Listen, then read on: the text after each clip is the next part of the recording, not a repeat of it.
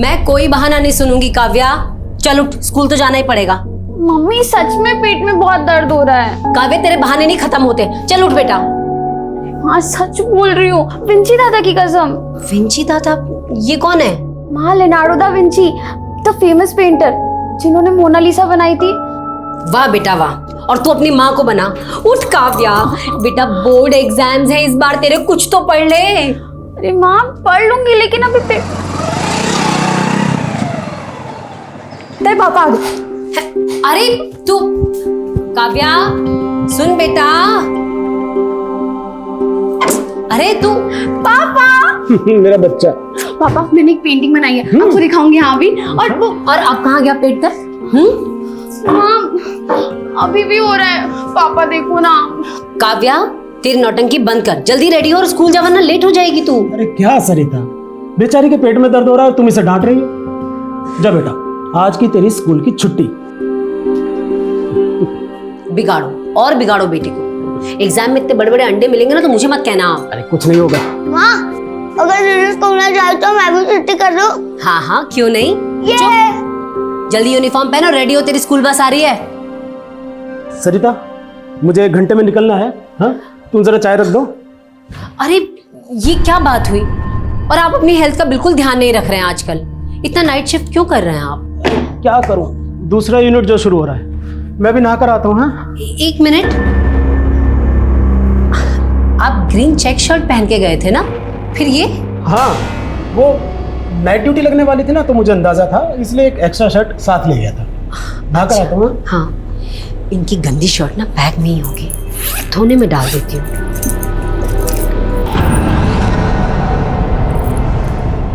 सरिता हाँ तुम ये मेरे बैग में क्या कर रही हो? अरे वो आपने बोला था ना गंदी शर्ट है, तो मैंने सोचा मैं धोने में डाल दूं। शर्ट तो मिली नहीं। ये चाबी किसी के घर की है क्या? नहीं, वो घर की नहीं, गोडाउन की चाबी है। वो मैं अपने कपड़े गलती से फैक्ट्री में भुलाया था, तो कपड़ों की जगह ये चाबी उठा लाया। बहुत भुलक्कड़ होता जा रहा हूँ अभी। हाँ तो एक काम करो, मेरी चाय बना दो, मुझे देर हो रही है। हाँ हाँ हाँ बना।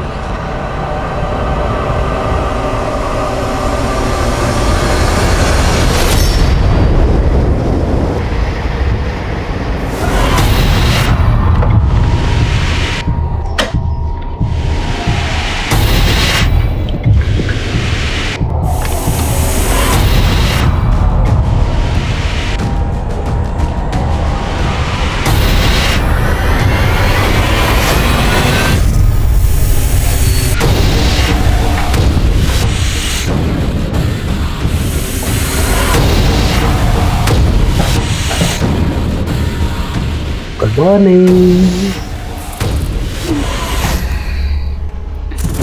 सुबह कहाँ चलने गए थे तुम? घर गया था। घर गए थे तुम? मैंने तुमसे कहा था ना कि अगर मुझसे रिश्ता रखना है तो अपने घर से रिश्ता तोड़ना पड़ेगा तुम्हें। सुनीता तुम समझने की कोशिश करो, ये इतना आसान नहीं है। देखो तुम्हें अपनी वाइफ को डिवोर्स देना पड़ेगा, नहीं तो मैं उसको जाके सब सच सच बता दूंगी। सुबह आ गए मेरे दिमाग का।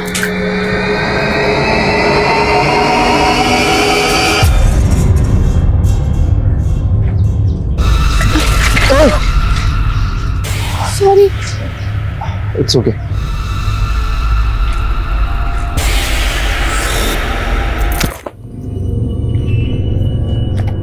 काव्या चले बाल्टी उठा और अंदर लेके जा, मैं उदय को लेने जा रही हूँ। माँ मैं ले आती हूँ ना उदय को, और वो रिया से भी पूछ लूंगी कि स्कूल में क्या पढ़ाया है। अच्छा चल ठीक है, फिर तू ही चली जा। जा और सुन, हाँ? उदय को लेके सीधा घर आना, कहीं भटकने की जरूरत नहीं है। हाँ माँ।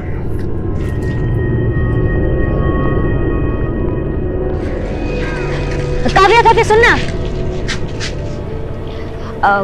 काव्या मुझे ना तुझसे काम था। क्या काम है रोनी आंटी? नहीं माँ, दीदी मुझे लेने नहीं आई, इसलिए रिया दीदी मुझे घर छोड़ने आई। बहुत लापरवाह हो गई है ये काव्या, पता नहीं कहाँ चली गई। रिया बेटा अगर तुम्हारे घर काव्या आए ना तो उसे कहना उसकी मम्मी बहुत गुस्सा कर रही थी। ठीक है आंटी, मैं बोल दूंगी उसको। ठीक है बेटा, बाय।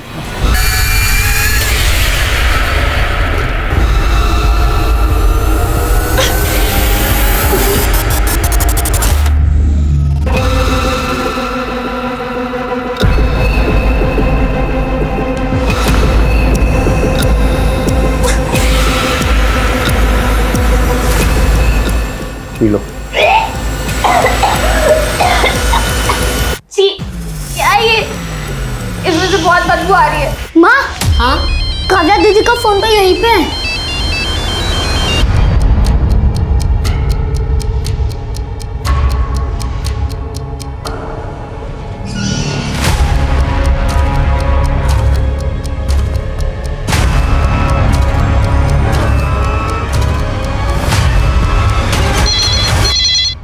हेलो।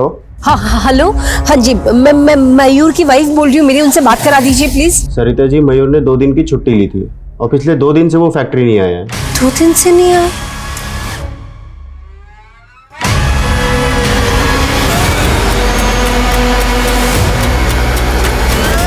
उदय, माँ, काव्या आ गई क्या घर पे? नहीं माँ, आपको मिली दीदी। नहीं, चल उधर उधर देखते, चल चल। भाई साहब, ये मेरी बेटी है काव्या, आपने देखा कैसे कहीं? मम्मा, हाँ? काव्या दीदी की साइकिल। हाँ, काव्या की साइकिल?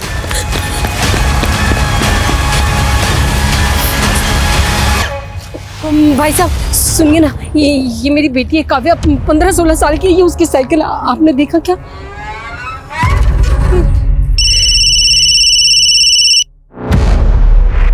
हेलो मयूर, काव्या कहीं नहीं मिल रही। तुम फिक्र मत करो, मैं भी आ रहा हूँ, किसी काम में फंसा हुआ था। मयूर प्लीज झूठ मत बोलो, मुझे पता तुम 2 दिन से फैक्ट्री नहीं गए हो। क्या बोल रही हो सरिता? मुझे कोई बहस नहीं करनी, बस मुझे काव्या मिल जाए, मुझे और कुछ नहीं चाहिए। काव्या जरूर मिल जाएगी, तुम परेशान मत हो, मैं आ रहा हूँ ना। तुम एक काम करो, तुम तब तक पुलिस को इन्फॉर्म करो।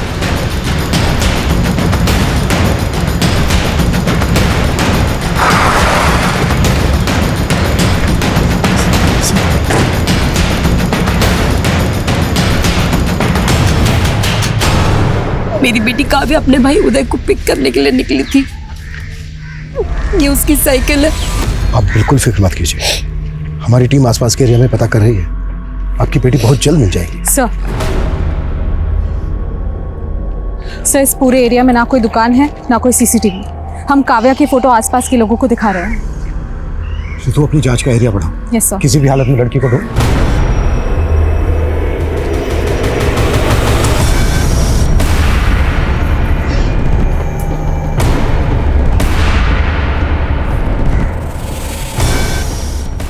Yes, Ismail. मतलब काव्या को अगवा किया गया है।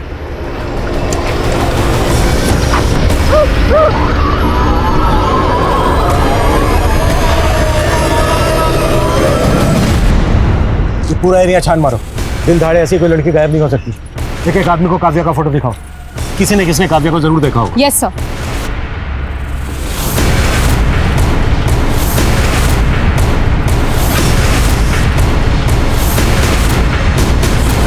आपके बेटे की स्कूल बस यहाँ आकर रुकती है।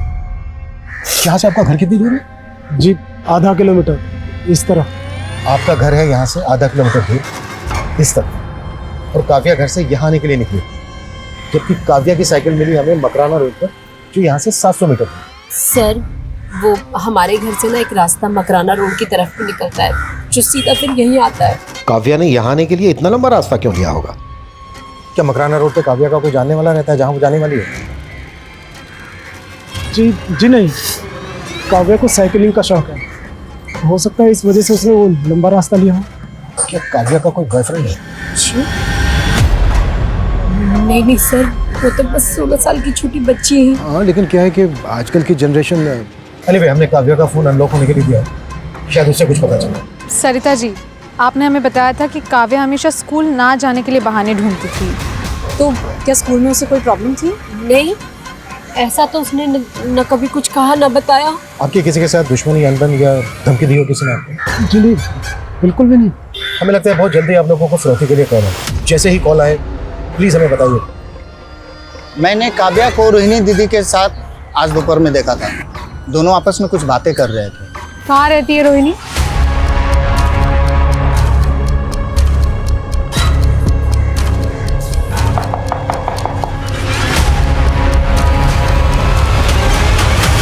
जी हाँ, मैं दोपहर को मिली थी काव्या से।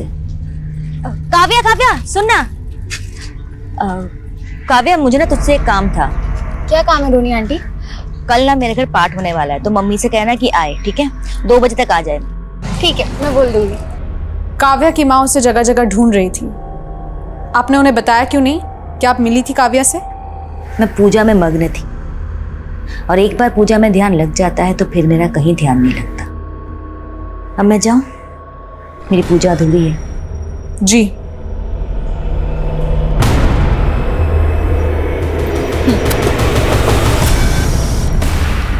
सर, फॉरेंसिक्स ने ये कंफर्म किया है कि काव्या की साइकिल के पास जो रुमाल मिला था उसमें के ट्रेसेस मिले हैं।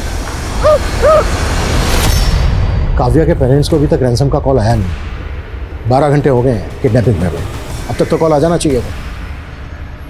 ये किडनैपिंग वाकई में रैंसम के लिए हुई है या फिर एंगल कुछ और है? एक नंबर का नालायक हो गया है तू। शर्म नहीं आती ना तुझे? फिर फेल हो गया। अरे मंदबुद्धि, दिमाग में भूसा पड़ा है या गोबर? बाबूजी एक और मौका दे दो, मैं अगली बार चुप कर नालायक। अरे तुझसे तो अच्छा किसी जानवर को पढ़ाता तो वो अफसर बन जाता। लेकिन बाबूजी मैं अगली बार। एकदम चुप।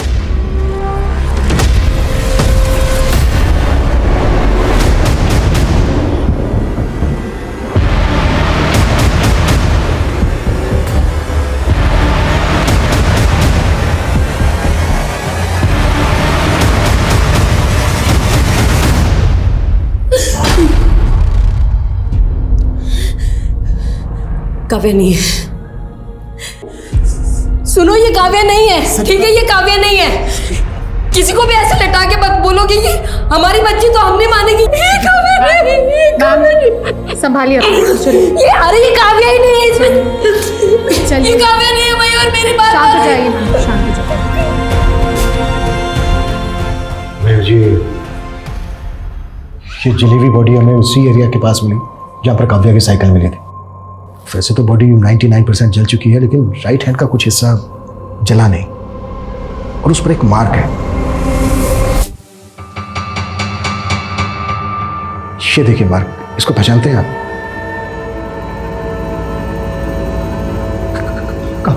काव्या के कलाई पे भी निशान था। तो क्या ये काव्या की काव्या?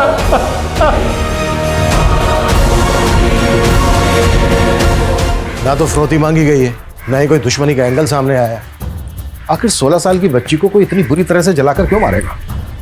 काव्या का फोन अनलॉक हुआ? सर, मेरी साइबर टीम से बात हुई है, 1-2 दिन में हो जाना चाहिए। काव्या के पेरेंट्स ने किसी पर शक नहीं जताया। कहीं ऐसा तो नहीं है कि काव्या के पेरेंट्स हमसे कुछ छुपा रहे हैं जो इस केस से कनेक्टेड है, इसलिए इस केस की कड़ियां नहीं जुड़ रही हैं?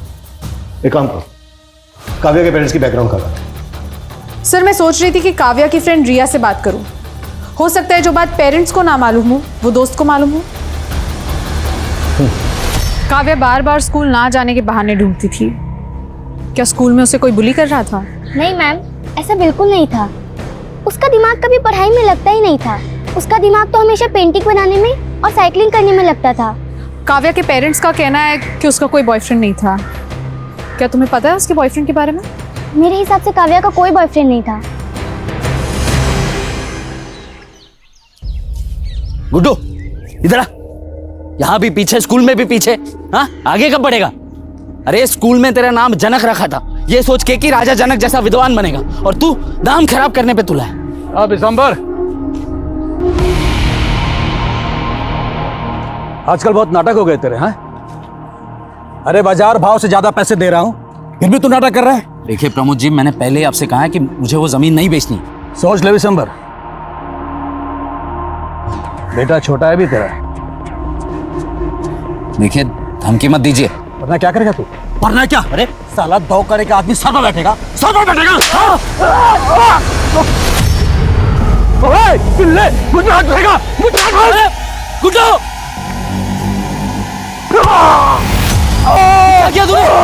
सर फोड़ दिया। पकड़ो पकड़ो अरे पकड़ो पकड़ो, सर फोड़ दिया।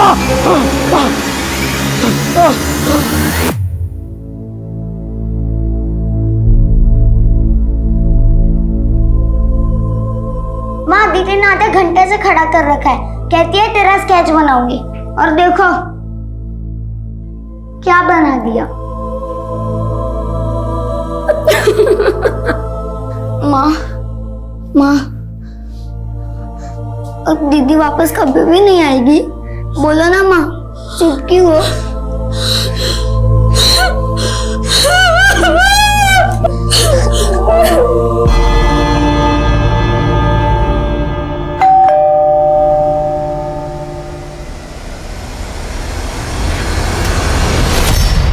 सर आप, मयूर जी हमें आपके घर की तलाशी लेनी है।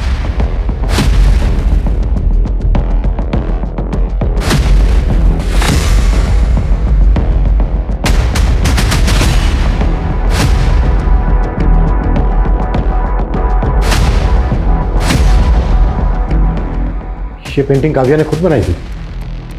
जी हाँ, इसी ने बनाई है। लेकिन लेकिन आप लोग ये ढूंढ क्या रहे हैं? बेटी हमारी मरी है और आप हम ही पर शक कर रहे हैं। देखिए मयूर जी, हम आप पर शक नहीं कर रहे हैं। हमें बस एक क्लू की तलाश है जिससे ये पता चल सके कि काव्या के साथ जो हुआ वो क्यों हुआ। यही सवाल तो मुझे खाए जा रहा है। मेरी और सरिता की किसी से ऐसी कोई दुश्मनी नहीं है कि कोई हमारी बेटी को मार दे। मरी नहीं है मेरी बेटी, मेरी बेटी मरी नहीं है। मेरी काव्या जिंदा है, वो जिंदा है।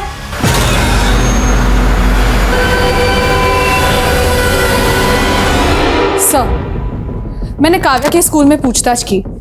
काव्या की किसी के साथ कोई प्रॉब्लम हो ऐसा कुछ सामने नहीं आया। लेकिन सर, मैंने काव्या की पड़ोसी रोहिणी का बैकग्राउंड चेक किया। काफी कर्मकांड वाली औरत है। बच्चा नहीं हो पाया इस बात का काफी मलाल है उसे। और सर, रोहिणी का एक मुंह बोला भाई है सर्वेश, जो एक सन्यासी है। तुम्हारे कहने का मतलब है कि ये तंत्रमंत्र का चक्कर हो सकता है? रोहिणी ने ही बच्चा पाने की चाहत में काव्या के साथ कुछ कर दिया? सर, मैंने खबरियों से कहा है कि रोहिणी के सन्यासी भाई की कुंडली निकाले। रोहिणी जीजा जी नहीं है? मैं जानता था वो नहीं आएंगे। तुम उनकी छोड़ो, ये बताओ आगे क्या करना है? ये लो, उन्हें खाने में मिलाकर एक बार खिला देना, फिर जो तुम चाहोगे सिर्फ वही होगा।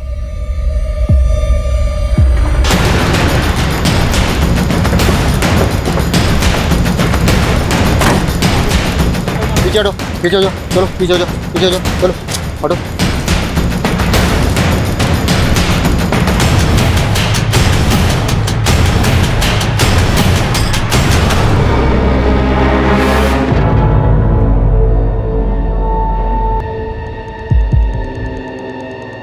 इस लड़की के भी राइट हैंड की कलाई पर मार्क है। सर,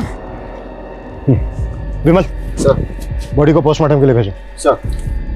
सर, उस जली हुई लाश की फोरेंसिक रिपोर्ट आना बाकी है। लेकिन डॉक्टर ने मुझे अभी अभी कंफर्म किया कि वो लाश किसी 25 से 26 साल की ग्रोन अप लड़की की थी। 25 से 26 साल की लड़की की थी? लेकिन काव्या तो सिर्फ 16 साल की थी। तो क्या मयूर से गलती हुई? या फिर मयूर ने जानबूझकर गलत शिनाख्त की? इस लड़की के राइट हैंड की कलाई पर भी एक मार्क है। कहीं यही तो काव्या नहीं है? सर, ये सब क्या? पहले आपसे पहचानने में भूल हुई थी। वो जली हुई लाश आपकी बेटी काव्या की नहीं थी। देखा, मैंने कहा था ना, वो हमारी काव्या नहीं थी और ये भी हमारी काव्या नहीं है। ये अपना काम ही नहीं करना चाहते, हमसे अपना पल्ला छुड़ाना चाहते हैं ये। Sarita ji, I am very sorry, but इस बार जो हमें लाश मिली है उसकी कद काठी और उम्र काव्या से बिल्कुल मैच करती है। और इसके दाहिने हाथ की कलाई पर भी एक निशान है। प्लीज आप लोग वो निशान देख लीजिए। हम क्यों देखें वो निशान? पिछली बार भी तो आपने यही बात की थी ना। अरे आप हमारी बेटी को ढूंढने की कोशिश कीजिए ना। आप भी क्या हमें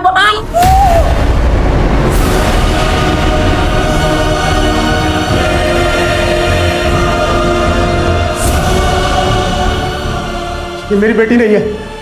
नहीं, आप परेशान कर रहे हैं, हमें जानबूझ के परेशान कर रहे हैं। मेरी बेटी नहीं है। चलो चलो सरिता, ये हमारी बेटी नहीं है, चलो। एक जली हुई लाश, एक सर कटी लाश और एक गंभीर सवाल, काव्या को वाकई मार दिया गया था या वो दो लाशें इस केस को भटकाने की चाल थी?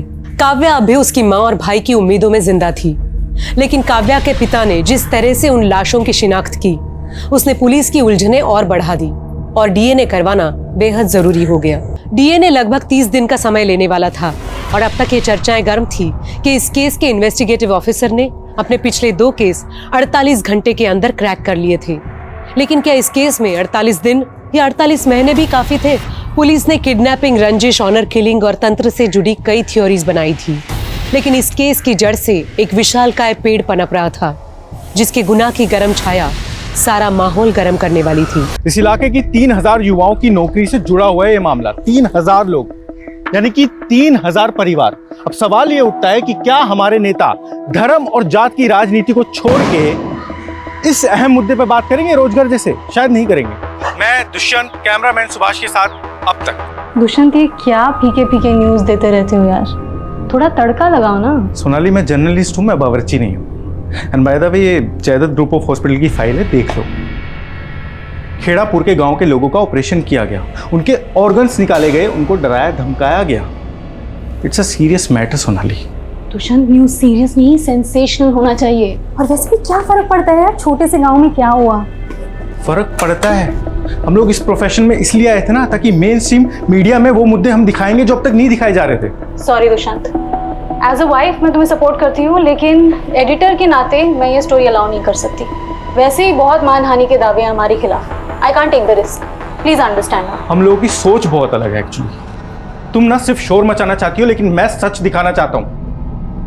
सोनाली, हम हस्बैंड वाइफ है ठीक है, लेकिन मुझे लगता है मैं तुम्हारे साथ अब काम नहीं कर पाऊंगा। I think I should leave this channel now. Enough. Dushyant, नहीं यार, बस सोनाली हो गया अभी। इतना सीरियस क्यों हो रहे हो यार? Just relax. देखो, अभी कुछ देर में मैं लाइव जा रही हूँ, हम आराम से बैठ के बात करेंगे ना इस बारे में लेटर। चलो, आई सी यू सून।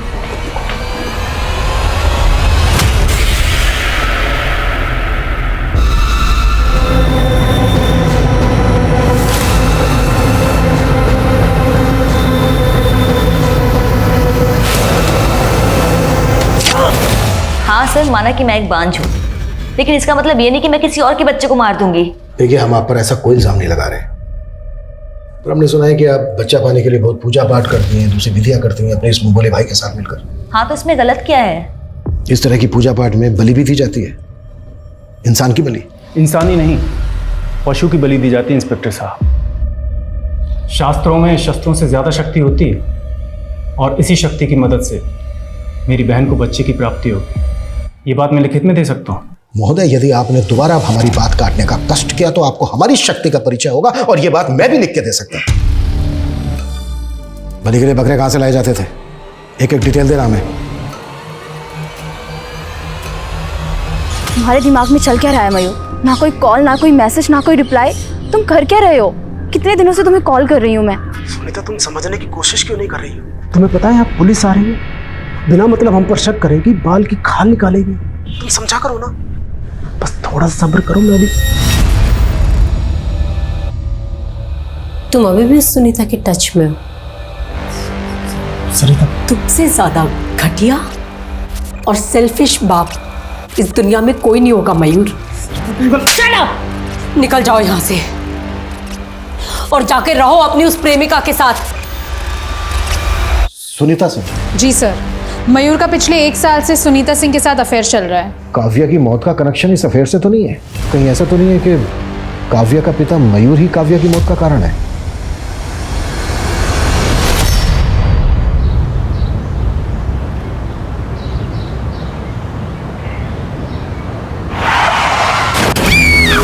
व्हाट? सरिता का एक्सीडेंट हो गया है? इसमें जरूर मयूर का हाथ है। नहीं सर, मैंने पता किया है, ये रैश ड्राइविंग का केस है। ड्राइवर नशे में था। मुझे अभी भी यकीन नहीं हो रहा है कि केस इतनी आसानी से खत्म होने वाला नहीं है। रितु, मयूर और मयूर की गर्लफ्रेंड दोनों को थाने बुलाओ। Yes sir.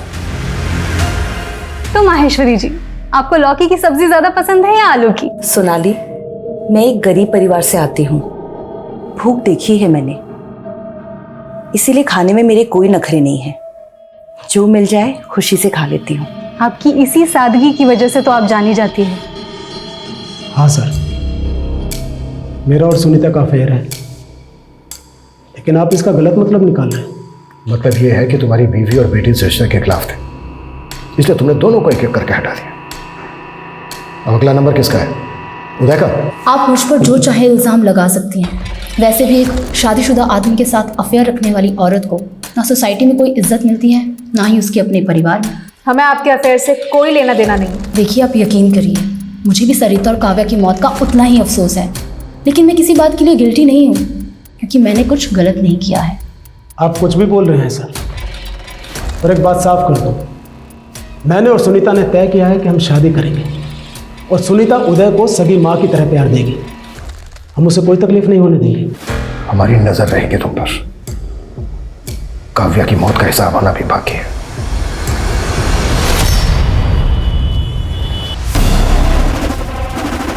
डॉक्टर कविता, छोड़ोगे नहीं तुझे? बता मेरा बच्चा कहाँ है? कौन हो तुम? क्या बात कर रही हो? नाटक बंद कर।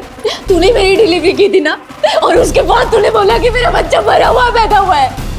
तूने मेरे बच्चे की शक्ल भी नहीं देख ली थी। मेरा बच्चा कहाँ? मैं छोड़ूंगी नहीं तुझे। बचा मेरा बच्चा। सर, डीएनए रिपोर्ट आ चुकी है। वो सरकटी लाश काव्या की है।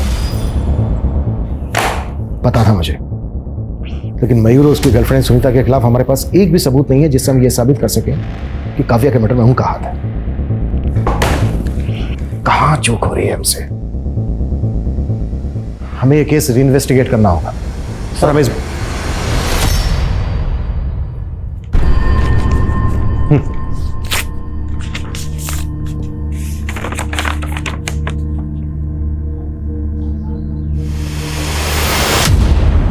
क्या हुआ सर? प्रमोशन लेटर है। कॉन्ग्रेचुलेशंस। पर सर, आप इतने परेशान क्यों हैं?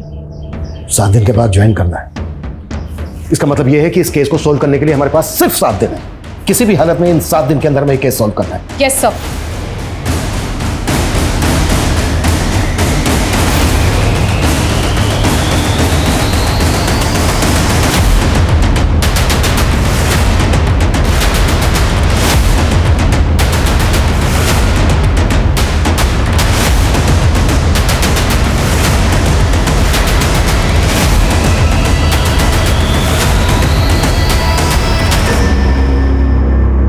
सोनाली, ये जो वीडियो वायरल हुआ है देखा है तुमने? सबसे पहले इस औरत का बच्चा ऐसे छीन लिया और बाद में कह दिया कि बच्चा ही मरा हुआ पैदा हुआ है। आई एम श्योर ये जायदाद ग्रुप ऑफ हॉस्पिटल्स का इस स्कैम से कुछ ना कुछ कनेक्शन जरूर है। क्या दुष्यंत, जब देखो तुम काम की बात करते रहते हो। Let's talk about us. कितने दिन हो गए ना हमने अच्छे से टाइम स्पेंड नहीं किया।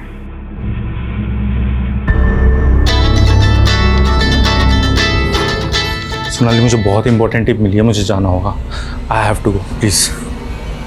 हेलो,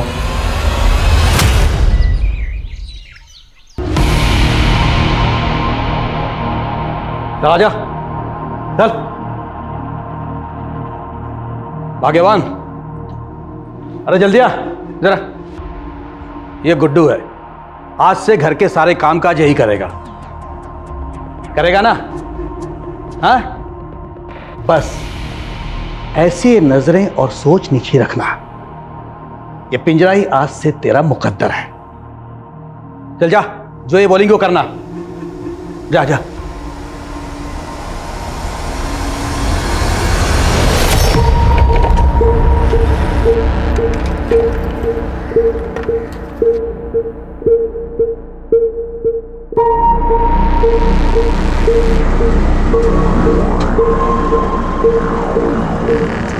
कहाँ हो तुम?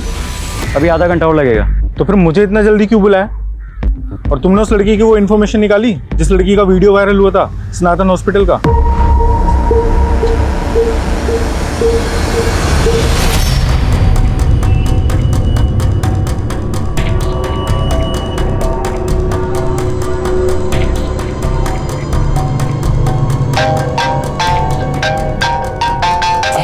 एक मिनट खुमा। हेलो। सॉरी सोनाली मैम, इस टाइम आपको डिस्टर्ब किया। दरअसल दुष्यंत सर ने मुझे विशाल नगर बुलाया था। 1 घंटे से उनको कॉल कर रहा हूँ, उनका फोन ऑफ आ रहा है, अभी तक आए भी नहीं वो। क्या वो आपके साथ है क्या? कहीं फंस गया होगा, खुद ही कॉल कर लेगा। और हाँ, मैं मीटिंग में हूँ, मुझे दोबारा डिस्टर्ब मत करना। Okay ma'am.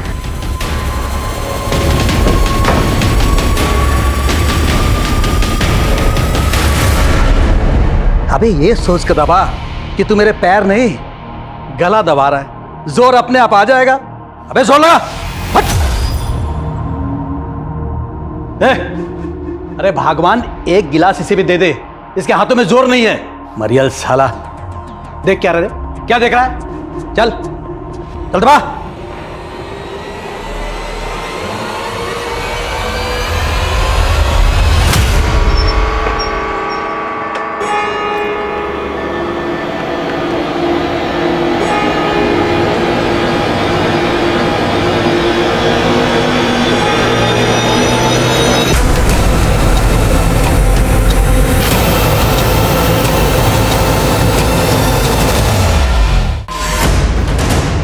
जैन सर।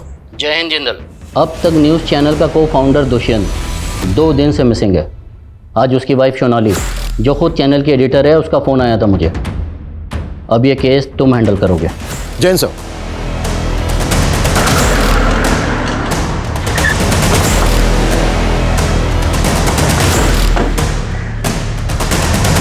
मैं समझ सकती हूँ कि दुष्यंत के गायब होने के पीछे सबको कोई ना कोई कॉन्स्पिरेसी नजर आ रही होगी। कई नेताओं, बिजनेसमैन, अधिकारियों को नाराज किया था उसने अपनी रिपोर्टिंग से, लेकिन ऑफिसर ऐसा कुछ है नहीं। आपके कहने का मतलब यह है कि दुष्यंत अपनी मर्जी से कहीं चले गए? यस ऑफिसर, एक्चुअली वो कई दिनों से मुझसे ही नाराज था। इस नाराजगी की वजह? हम दोनों ने मिलके ये चैनल खोला था और eventually I became the face of the channel. इसीलिए दुष्यंत को कहीं ना कहीं ऐसा लगने लगा कि वो पीछे रह गया। सब उसके मन का वहम है। अगली बार मिलूंगी तो समझा लूंगी उसे। आप प्लीज उसे जल्द से जल्द ढूंढ निकालिए। श्योर सर, दुष्यंत को आखिरी 3 कॉल उस्मान शेख नाम के आदमी के आए थे। सर, यह है उस्मान शेख, हिस्ट्री शीटर है सर। इलीगल आर्म डीलिंग्स के चार्जेस लगे थे इसके ऊपर। लेकिन दुष्यंत की बीवी सोनाली का कहना है कि दुष्यंत उनकी प्रोफेशनल अनबन की वजह से अपनी मर्जी से कहीं चला गया है। अगर उस्मान की इसमें इन्वॉल्वमेंट है तो दुष्यंत खतरे में है। Right sir. सर, दुष्यंत का फोन जैतपुर रोड के पास स्विच ऑफ हुआ था। अभिषेक, उस एरिया की सारी सीसीटीवी फुटेज स्कैन करो, शायद दुष्यंत की कहीं बाइक स्पॉट हुई हो। सर।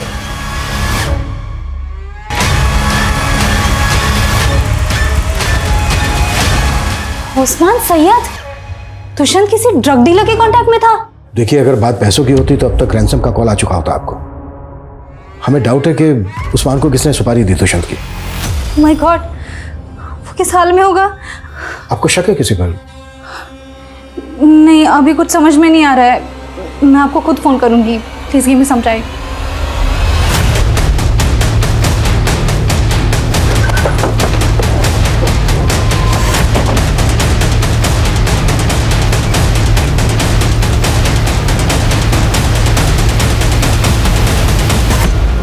हम दुष्यंत को खोज रहे थे, लेकिन हमें इस लड़की की लाश मिली। पता करो कौन है ये लड़की। अदिति नाम है इसका। सर, इसने सतनाम हॉस्पिटल, वहाँ के एक डॉक्टर कविता, उनके ऊपर इल्जाम लगाया था कि उन्होंने इसकी डिलीवरी करवाई थी और बाद में इसके बच्चे को गायब कर दिया था और इससे मरा हुआ बच्चा सौंप दिया था। बहुत दूर की सोच रहा हूँ, लेकिन मुमकिन है कि दुष्यंत ने अदिति से कांटेक्ट किया हो। दुष्यंत कोई बहुत बड़ा खुलासा करने वाला हो, लेकिन उससे पहले ही उस्मान को दुष्यंत और अदिति की सुपारी दे दी। पता करो दुष्यंत और अदिति के बीच कोई कांटेक्ट था क्या? सर। नहीं ऑफिसर, मैं इस अदिति से कभी मिली तो नहीं।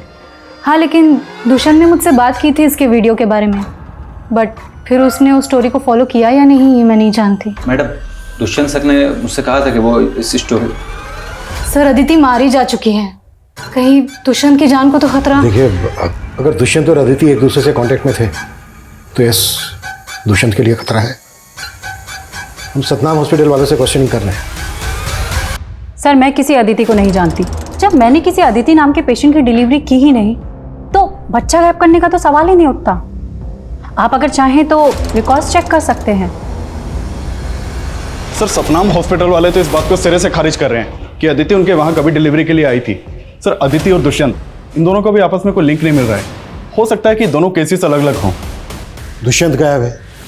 दुष्यंत जिस हिस्ट्री शीटर उस्मान के टच में था वो भी गायब है। कुछ तो मिस कर रहे हैं हम लोग। सर, मैंने खबरियों को सोनाली की कुंडली निकालने को कहा था, तो पता चला है कि सोनाली का एक कुणाल नाम के बिजनेसमैन के साथ अफेयर चल रहा है। सर, कुणाल दुष्यंत का ही दोस्त है और दुष्यंत के चैनल को इसी ने फंड किया है। सोनाली का दुष्यंत के दोस्त कुणाल के साथ अफेयर चल रहा है? और एक बात, 2 महीने पहले दुष्यंत ने जयदत्त हॉस्पिटल में चल रहे स्कैम को एक्सपोज किया था। कहीं दोनों हॉस्पिटल्स का आपस में कोई कनेक्शन तो नहीं है? अपने खबरियों को जयदत्त और सतनाम हॉस्पिटल में काम पे लगा। पता कर कौन सा गोरख धंधा चल रहा है वहाँ, और ये अदिति की फैमिली का कब पता चलेगा? जल्दी पता कर, टाइम बहुत कम है हमारे पास। ठीक है साहब, करता हूं। ऑफिसर, यहाँ मेरे हस्बैंड इतने दिनों से लापता है और आप उन्हें ढूंढने की जगह मेरी जासूसी कर रहे हैं। मेरा अफेयर है या नहीं है, इसका इस केस से कोई ताल्लुक नहीं है। अगर ये केस आपकी बजाय किसी नेता या अभिनेता से जुड़ा होता ना, तो आपने अब तक ब्रेकिंग न्यूज़ बनाकर डिबेट शुरू कर दी होती। हमें आपकी तरह चिल्लाकर झूठ को सच बनाने की आदत नहीं है। हम सच को ना खोद के निकालते हैं। आपके पति दुष्यंत की सच्चाई भी हम सामने लाकर रहेंगे। हेलो सर, उस्मान का पता चल गया है। उठा लो उसे।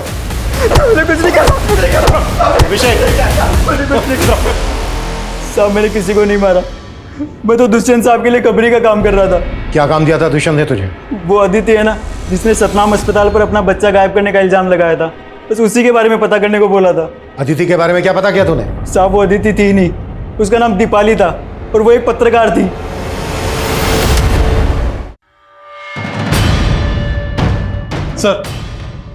सर उस्मान सही बोल रहा था।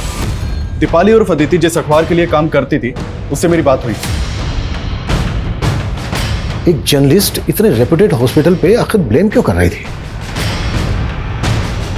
क्या दुष्यंत ने दीपाली को प्लांट किया था, या फिर कोई और दीपाली को इस्तेमाल कर रहा था दुष्यंत के खिलाफ? आज का बुलेटिन यही समाप्त होता है। अंत में एक रिक्वेस्ट, अगर आपको मेरे पति दुष्यंत के बारे में कोई भी जानकारी मिलती है तो कृपया नीचे दिए गए नंबर पर संपर्क करें। Thank you. तो महेश्वरी, सतनाम और जयदत्त इन दोनों हॉस्पिटल में साइलेंट पार्टनर है। Yes sir. और वो अब तक चैनल के एडिटर सोनाली, उसके भी काफ़ी करीबी ताल्लुकात हैं महेश्वरी के साथ। मैडम के ऊपर करप्शन के कई चार्जेस हैं और मैडम की इमेज को क्लीन करने के लिए पूरे जोर शोर से लगी है सोनाली। महेश्वरी जी, इस बार आपका इंटरव्यू आपके गांव में करेंगे। अपने पापा को भी साथ रखिएगा। हाँ, जनता के दिलों को छू जाते हैं ऐसे मोमेंट्स। जनता की नब्ज हम नेता तो मैंकर से ज्यादा समझते हैं, वो सब हम पे छोड़ दो। खैर ये बताओ, तुम्हारे पति दुष्यंत की कोई खबर मिली? लेकिन सर, आप ही ने तो ये केस मुझे हैंड ओवर किया था। देखिए सर, मैं इस केस को सॉल्व करने के काफी करीब हूँ। जिंदल, नो मोर आर्ग्यूमेंट्स। दुष्यंत का केस पांडे के हवाले करो और कल आकर मुझे हेडक्वार्टर में मिलो। जय Hind sir. Sir Maheshwari madam की इस इलाके में लगभग 15 इलीगल प्रॉपर्टीज हैं और मैडम को बने हुए अभी सिर्फ 2 ही साल हुए हैं। ये देखिए सर। और मेरे पास सिर्फ 24 घंटे हैं। हेडक्वार्टर से कॉल आ गया है। जो लोग चाहते ही नहीं है मैं इस केस को लेके आ गया। इस सिस्टम इज सो।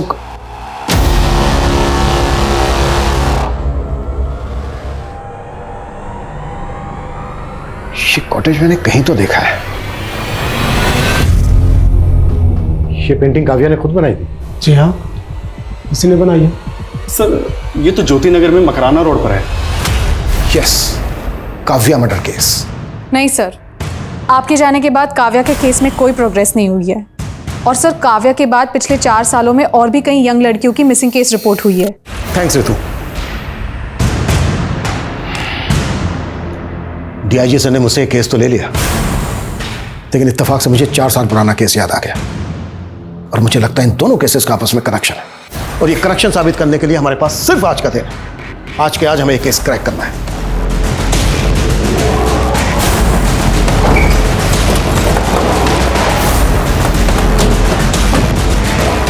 सुनो, ये बंगला तो सालों से बंद है साहब, यहाँ कोई नहीं आता। बस कभी कभार गुड्डू भैया आते हैं। कौन है गुड्डू? महेश्वरी का पीए।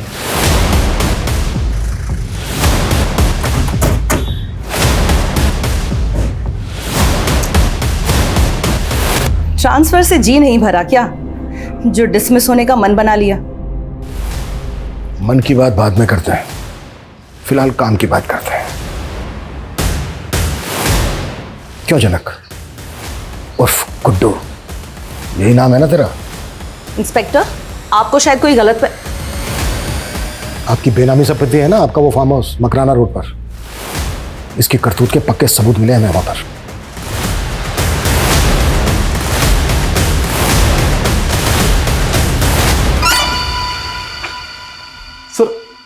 बहुत गंदी बदबू आ रही है इसमें। ये देखिए सर, ये तो खून है सर।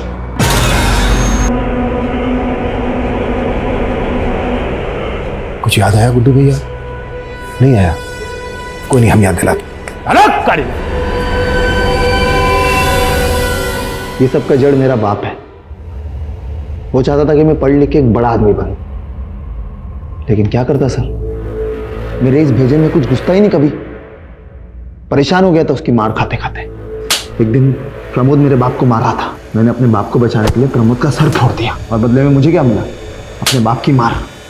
एक दिन ना दिमाग खसक गया मेरा, और मैंने अपने बाप को ही मार दिया। प्रमोद बड़ी तेज बुद्धि थी उसकी सर। मुझे अपने साथ अपने घर ले गया, सोचा जिंदगी भर ना नौकर बना के रखेगा। मैं भी चला गया। सियाना आदमी, जैसे ही मुझे मौका मिला ना, गला घोटकर मार दिया साले को। ये सब महेश्वरी के कहने पे किया ना तूने? नहीं, महेश्वरी मैडम को तो पता ही नहीं है कि उनके पति को किसने मारा। कभी मुझ पर शक भी नहीं हुआ। और महेश्वरी मैडम और बड़ी सयानी औरत निकली होगी, दिमाग लगाकर ऐसे बन गई।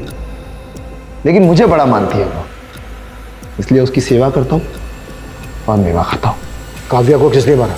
काव्या अक्सर आती थी फार्म हाउस पे, देखते ही पसंद आ गई मुझे। अच्छी कलाकार थी, साइकिल भी बढ़िया चलाती थी। अच्छी लगी तो उठा लिया उसको, पहले रेप किया। वो पत्रकार दुष्यंत, उसको भी मैंने ही मारा था। मैडम की जासूसी कर रहा था, अचानक फार्म हाउस पहुंच गया। कुछ तो ढूंढ रहा था वो।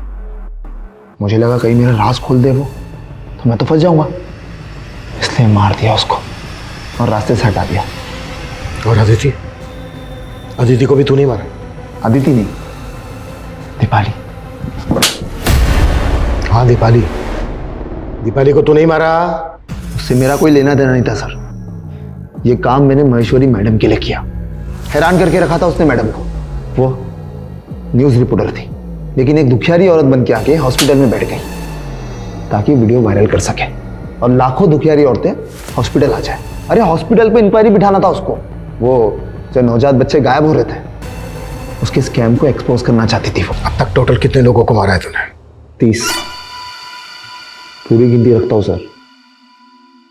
जो दिमाग है ना, बहुत तेज हो गया मेरा। मगज का जूस पीकर। मगज का जूस पीकर मतलब? जिस किसी को मारता हूं ना, उसकी खोपड़ी अलग करके उसके दिमाग को बाहर निकालकर जूस बनाकर रसपान करता हूं। एक ज्योतिष मिले थे मुझे, उन्होंने मुझसे कहा किसी होशियार इंसान को मारकर उसके भेजे का जूस बनाकर रसपान कर लो, उसका सारा प्रभाव तुम हासिल कर लोगे। बस वही किया हमने सर। इंसान नहीं, इंसानों के नाम पर हैवान है तू। इंसानों को निकलने वाला दानव। तेरे जैसे दानवों की समझ को कोई जरूरत नहीं है।